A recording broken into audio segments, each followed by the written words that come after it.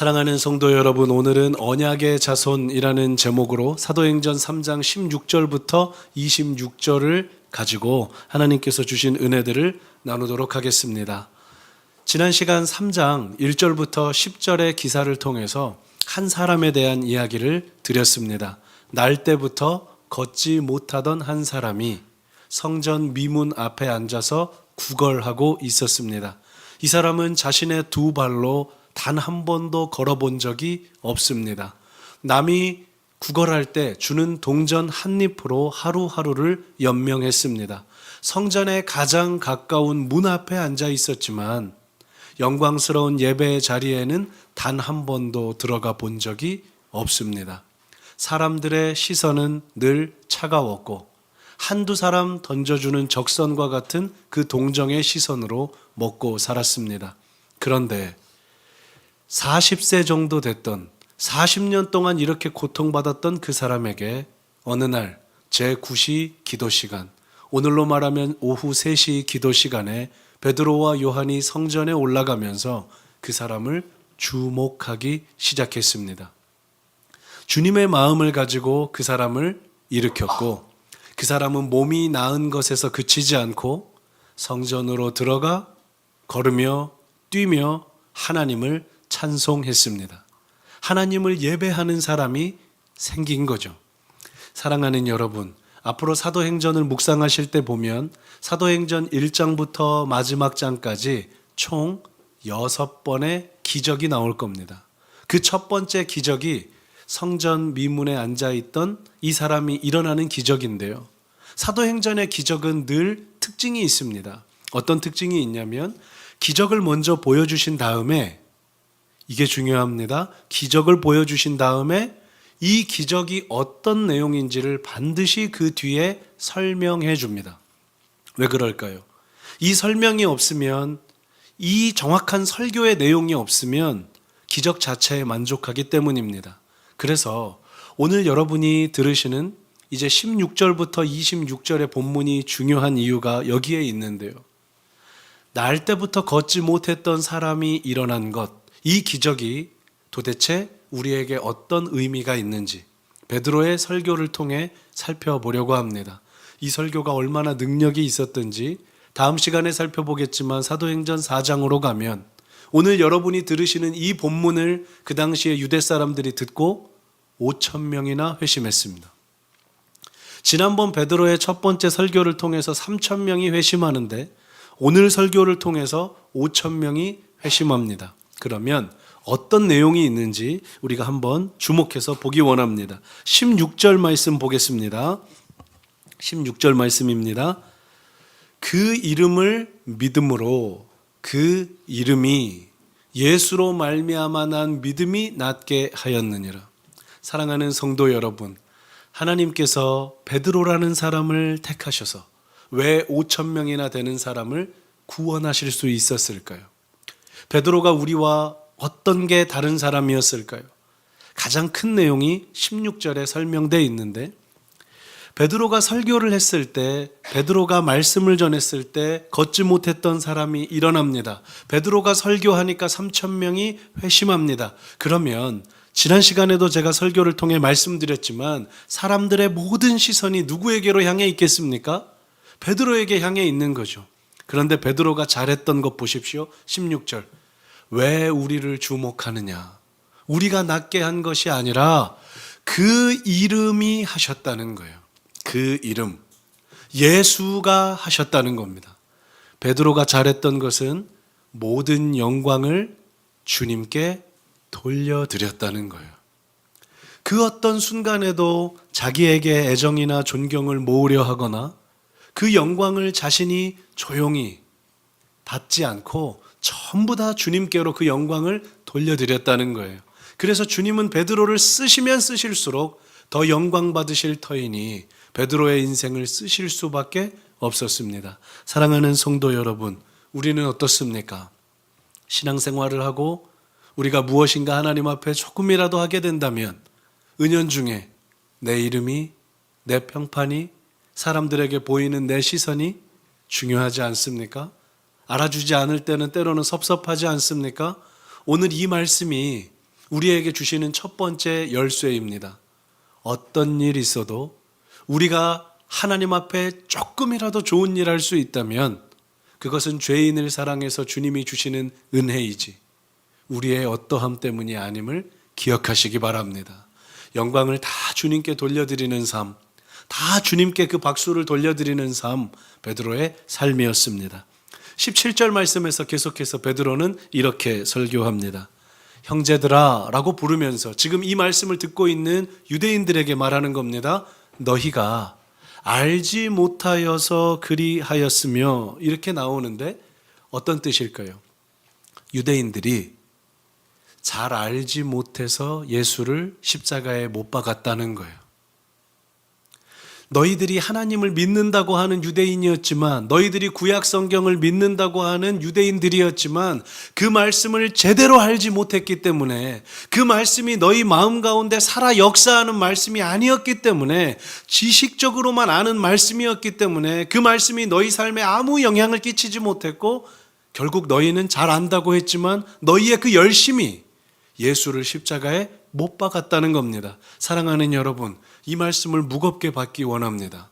신앙생활을 한다고 하는데, 하나님을 섬긴다고 하는데, 여러 가지 직분을 가지고 봉사하는데, 목사로, 장로로, 권사로, 안수집사로, 집사로, 성도로 우리는 살아가는데, 우리가 주님의 말씀을 제대로 알지 못하면, 우리가 주님의 말씀의 그 뜻을 제대로 이해하지 못하면 우리의 뜻과 달리 우리도 예수를 십자가에 못 박을 수 있습니다.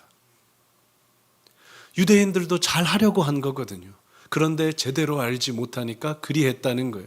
그러면 지금 베드로는 무엇을 촉구하고 있는 겁니까? 너희 유대인들아, 이제부터는 제대로 알아야 된다는 거예요. 이 말씀이 어떤 말씀인지 진짜로 알아야 된다는 거예요. 잘못 알면, 얼핏 알면 또 실수할 수 있다는 겁니다. 그래서 지금 베드로가 무엇을 합니까? 기적 다음에 설교를 하고 있잖아요. 이 말씀을 풀어주고 있는 거예요. 이해해야 된다는 겁니다. 사랑하는 여러분, 오늘 주일 아침에 나오셔서 여러분의 감정만 해소하고 가는 것 아니라, 기도 제목 가지고 눈물만 흘리고 가는 것 아니라, 이 성경에 계시된 하나님의 말씀이 우리 가슴 가운데 깨달아지고 사라지는 은혜가 있기를 축원합니다. 이 은혜가 있기를 축원합니다. 계속해서 베드로는요 이렇게 말합니다. 18절 말씀인데요, 여러분 이 표현 자세히 보십시오.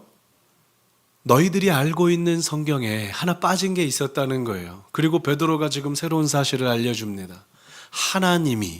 하나님께서 하셨다는 건데, 모든 선지자의 입을 통하여, 이게 구약 성경 전체를 가리킵니다. 구약 성경 전체를 보면 유대인들 너희들은 그렇게 생각했지. 하나님이 우리를 사랑하신다. 하나님이 우리 민족을 선택하셨다. 우리가 어떤 일을 해도 하나님은 우리에게 복 주실 것이다. 그러므로 우리는 죄 지었을지라도 하나님은 우리 버리지 않으실 거다. 너희들은 그런 믿음만 갖고 살았는데 아니야. 구약 성경 전체를 다시 보니까 베드로 자신도 은혜 받고 나서 시선이 바뀌니까 구약 성경의 전반에 흐르는 하나의 주제가 있다는 거예요. 그 주제가 뭐냐면 그리스도께서 고난받으실 일을 설명하고 있다는 겁니다. 사랑하는 여러분, 이렇게 성경을 제대로 이해하시지 못하면 우리 삶에도 질문이 옵니다. 여러분 정말 그렇지 않습니까? 하나님을 사랑하는 사람들에게 왜 어려움이 옵니까? 정말 하나님 잘 섬기는 그 성도님에게, 목사님에게, 장로님에게, 때로는 선교사님에게 왜 우리가 이해할 수 없는 고난이 옵니까? 왜 하나님 이런 고난을 저 귀한 사람에게 주십니까? 이렇게만 생각하면 절대로 답이 나오지 않습니다.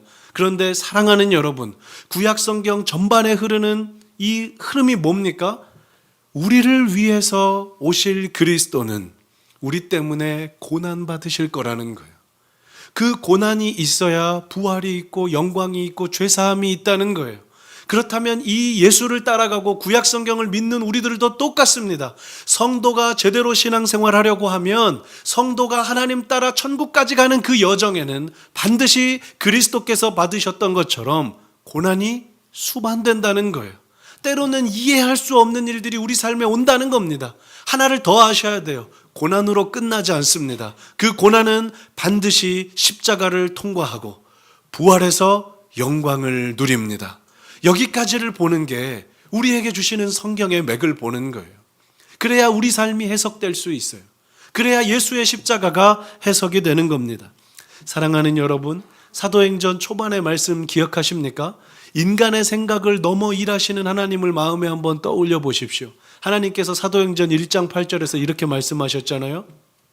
예루살렘과 사마리아와 온 유대와 땅 끝까지 이르러 너희들은 내 증인이 될 것이다. 내 증인을 누가 만들어준다고 하셨어요? 내 증인이 될 것이다. 하나님이 만드신다고 하셨어요. 그런데 그 말씀하시고 예수님은 승천해서 가버리셨다니까요. 제자들하고 사람들만 남았어요. 지도자가 없어졌습니다. 아니, 증인 만들어줄 거면 예수님이 조금 더 계시면서 제자 훈련시켜 주셨어야죠. 그런데 주님은 천국으로 가셨어요. 사람의 관점으로 보면 어려움이 생긴 겁니다. 사람의 관점으로 보면 끝난 거예요. 그런데 그때 이 사람들이 이 말씀 붙들고 마가의 다락방에 모여서 120명의 사람들이 간절히 기도할 때, 여러분 이제 주목해 보십시오. 하나님은 역사를 어떻게 만들어 가시는지. 세계 각처에서 6월절에 모인 사람들이 120명의 사람들이 방언하고 외국말을 하는 것들을 듣게 됩니다. 그래서 세계 각국에서 모인 그 사람들이 은혜를 받아요. 그 다음에 자기의 고향으로 돌아갑니다. 여러분 이게 뭔 줄 아십니까? 하나님께서 세계 각처에서 사람들을 부르셔서 은혜 받게 하시고 선교사로 각 나라로 파송하시는 거예요. 어떻게 이런 일이 가능합니까? 사람이 이런 일을 계획할 수 있습니까? 아닙니다. 그런데 넓은 관점에서 성경을 보면 때로는 우리 삶에 있는 고난이, 우리 삶에 있는 아픔이 주님께 더 가까이 다가가게 하고 하나님의 나라를 확장시키는 귀한 도구가 된다는 거예요. 근시안적인 시각을 가지고 하루하루의 내 삶을 보면은 때로는 절망이지만 조금 더 넓은 관점에서 보면 하나님은 우리의 인생과 이 세상을 주님의 증인 삼는 그 일 지금도 하고 계신다는 겁니다. 이 믿음과 관점이 우리에게 필요합니다. 우리가 성경을 읽어야 하는 이유가 여기에 있는 것이죠.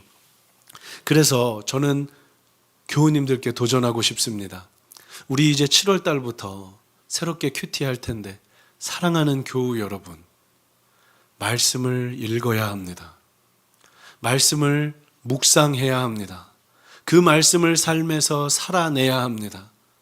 이 과정이 없으면 아무리 예배하고 오랜 생활, 신앙생활에도 우리 삶은 달라지지 않을 겁니다.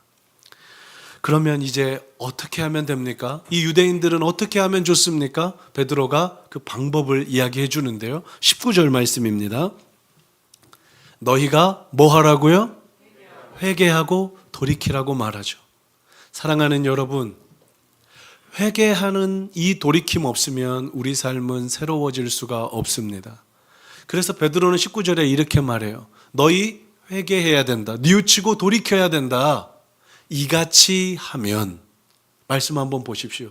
너희가 회개하고 돌이키면, 이같이 하면 새롭게 되는 날이 주 앞으로부터 너희에게 이를 것이요. 뒤집어 말해볼까요? 오늘 예배를 통해서 너희가 회개하는 이 돌이킴이 없으면 새롭게 되는 날은 너희 삶에 다가가지 않을 거라는 거죠. 그러나 이 말씀 의지해서 오늘 주님의 말씀이 여러분 가슴에 들려질 때, 기도하게 하실 때, 찬양하게 하실 때, 하나님 내가 이런 부분 회개합니다. 이런 행동 내가 돌이킵니다.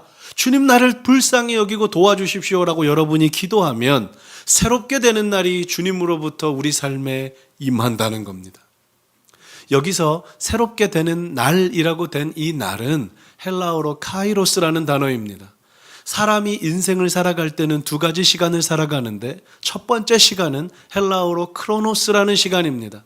하루하루가 지금 지나가고 있습니다. 하루는 24시간입니다.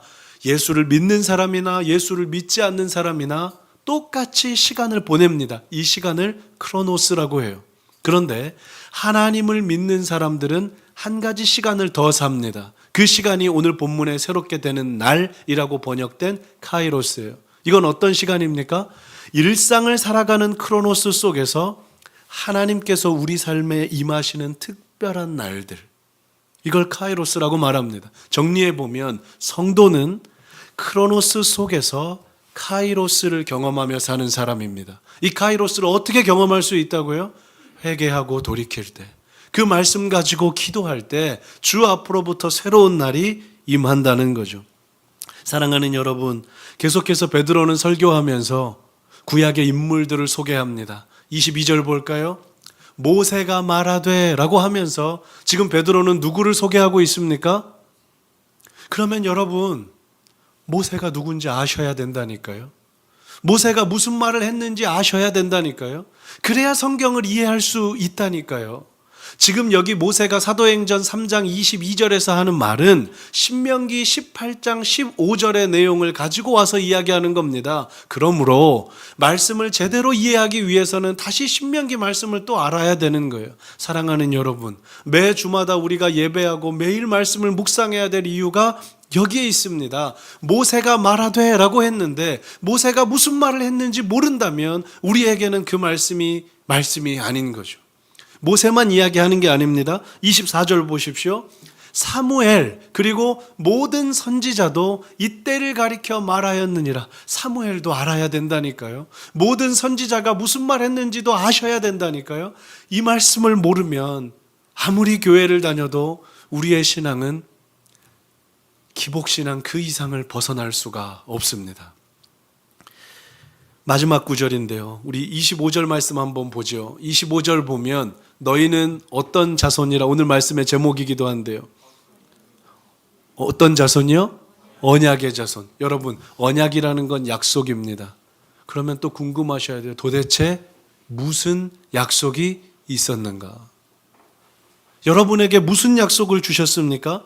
우리 예배 후에요. 찬양할 건데 예배 후에 전능하신 나의 주 하나님은 찬양할 겁니다. 그때 중간에 가사, 여러분 잘 아시는 가사인데 주의 말씀 의지하여 깊은 곳에 뭘 던져요?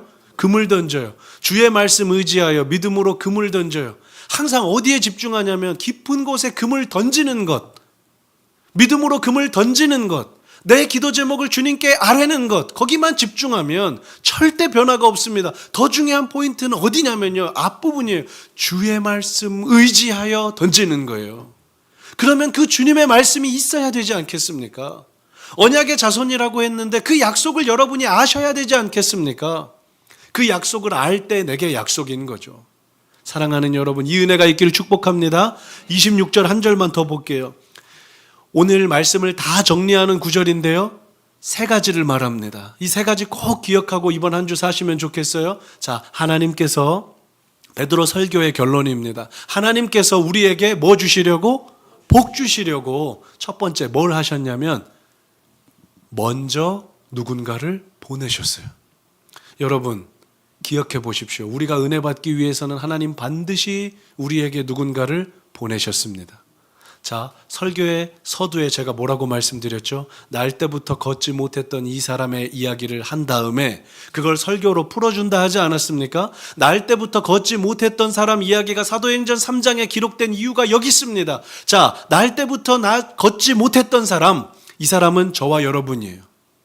우리 힘으로 아무것도 할 수 없었던 사람이 저와 여러분입니다. 우리 힘으로 살다가 그냥 죽을 존재였어요. 그런데 누구를 보내주셨어요? 베드로와 요한을 먼저 보내주셨잖아요.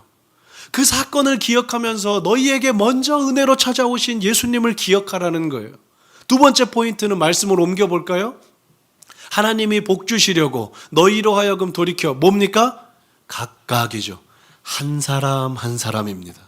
여기 앉아있다고 다 은혜 받는 거 아닙니다. 여러분 개인적으로 각각 하나님 앞으로 나아가야 돼요. 날 때부터 걷지 못했던 사람이 베드로를 개인적으로 만났던 것처럼 우리 안에도 각각의 은혜가 필요하다는 겁니다. 마지막 세 번째요. 하나님이 우리에게 복 주시려고 그 악함을 버리게 하셨어요. 회개가 필요하다니까요. 그 말씀이 우리 안에 작동되는 게 필요하다니까요. 그래서 먼저 우리에게 보내신 은혜를 기억하고 각각 회개하기를 촉구하시는 하나님의 말씀을 마음에 품고 그 악함 버리고 기도하며 나아가면 그 사람에게 새롭게 되는 날이 하나님의 은혜가 임한다는 겁니다. 이 말씀을 듣고 사람들이 회심하는 거예요. 오늘 말씀 정리해 보겠습니다. 사랑하는 여러분, 언약의 자손이 되려면, 하나님이 우리에게 주신 언약의 축복을 누리시려면 반드시 하나님의 말씀을 읽으셔야 합니다. 반드시 하나님의 말씀을 묵상해야 합니다. 반드시 우리 삶에서 애쓰고 노력하면서 그 말씀을 살아내야 합니다. 그 사람만 믿음의 사람으로 살 수가 있어요. 우리 주님은 탁월한 사람을 원하지 않으십니다. 다르게 사는 사람을 원하세요. 우리 주님은 유능한 사람을 원하지 않으십니다. 말씀으로 사는 사람을 원하십니다. 직장의 문제, 삶의 문제에서 내 경험, 내 지식으로 해결하는 사람이 아니라 주님의 말씀을 기준에서 삼는 그 사람을 원하십니다. 그 사람을 통해 세상을 바꾸시고 하나님의 나라를 확장시켜 가십니다. 이 아침 저와 여러분에게 주신 이 은혜를 묵상합시다. 이 은혜 묵상하면서요, 모든 일을 하실 수 있는 전능하신 하나님 우리 찬양하기 원합니다. 제가 가사를 불러드릴 테니까요, 우리 깊이 있게 찬양하며 나아가겠습니다. 전능하신 나의 주 하나님은 전능하신 나의 주 하나. 여러분 믿음으로 고백하십시오. 능치 못하실 일 전혀 없네. 전혀 없네. 우리의 모든 간구도, 우리의 모든 소망도, 우리의 모든 꿈과 모든 소망도 신실하신 나의 주 하나님은, 여러분 믿으십시오. 우리의 모든 괴로움 바꿀 수 있으십니다. 모든 괴로움 바꿀 수 불가능한 일 행하시고 죽은 자도 일으키시니 그를 이길 자 아무도 없네. 찬양합시다. 주의 말씀 의지하여, 주의 말씀 의지, 깊은 곳에 금을 던져 오늘 그가 놀라운 일을 이루시는. 주의 말씀 의지하여 믿음으로 금을 믿는 자에게 능치 못함 없네. 에게 능치 못. 우리 한 번 더 찬양합시다. 주의 말씀 의지하여, 주의 말씀 의지, 깊은 곳에 금을 던져 오늘 그가 놀라운 일을 이루시는. 주의 말씀 의지하여 믿음으로 금을 던져 믿는 자에게 능치 못함 없네. 자에게 능치 못함 없네. 사랑하는 여러분, 오늘의 말씀을 내게 주신 말씀으로 받으십시다. 하나님께서 내게 주신 은혜들, 그 말씀을 의지해서 기도하십시다. 하나님, 내 믿음의 시각을 넓혀 주십시오. 주님 말씀으로 내 안에 임재하여 주십시오. 그 말씀 임재 기억하며 의지하며 이번 한 주도 살게 하여 주옵소서. 나만 혼자 세상으로 보내지 마시고 이 말씀과 함께 믿음으로 나가게 해 주십시오. 우리 주님의 이름 한번 부르고 간절히 같이 기도하며 나아갑니다. 주여, 사랑하는 하나님 앞에 나아갑니다. 주님의 말씀을 의지하며 나아갑니다. 하나님, 우리는 너무나 약합니다. 우리는 너무나 부족합니다. 우리에게 먼저 보내신 그 은혜가 있습니다. 각각 한 사람 한 사람을 사랑하시는 주님의 은혜가 있습니다. 하나님, 우리를 불쌍히 여겨 주옵소서. 우리는 언약의 자손이라고 하는데 우리가 제대로 알지를 못합니다. 하나님, 말씀을 읽기 위해, 말씀을 묵상하기 위해 암송하고 그 말씀 앞으로 나아가겠습니다. 그 뜻이 무엇인지 제대로 배우겠습니다. 그리고 하나님 말씀하여 주시면 그 말씀 의지해서 믿음으로 그물을 던지고 믿음으로 깊은 곳에 나아가겠습니다. 내 삶의 어려움을 선으로 바꾸실, 합력하여 선을 이루시는 그리스도의 십자가와 고난을 우리에게 허락하시는 그 주님을 믿으며 나아가기 원하오니, 전능하신 나의 주 하나님을 믿으며 나아갈 때 우리 삶의 문제들이 풀려지게 하여 주십시오. 우리 삶의 어려움들이 해결되게 해주십시오. 내 상황과 형편을 뛰어넘어 놀랍게 일하시는 주님을 목도하게 해주십시오. 주님, 우리는 약합니다. 우리는 부족합니다. 내 힘으로 살지 않겠습니다. 주님의 은혜가 필요합니다. 주님, 우리를 불쌍히 여겨 주옵소서. 오 주 하나님, 주님과 함께 나아가기 원하오니 이번 이번 한 주 우리의 삶을 긍휼히 여겨 주옵소서. 주님을 믿습니다. 주님께로 나아가 사랑하는 하나님 아버지, 내 뜻과 내 경험대로 살지 않게 하시고 이번 한 주 동안 끊임없이 말씀 앞으로 나아가서 주의 말씀 의지하여 금을 던지게 하여 주십시오. 주의 말씀 의지하여 살게 해 주십시오.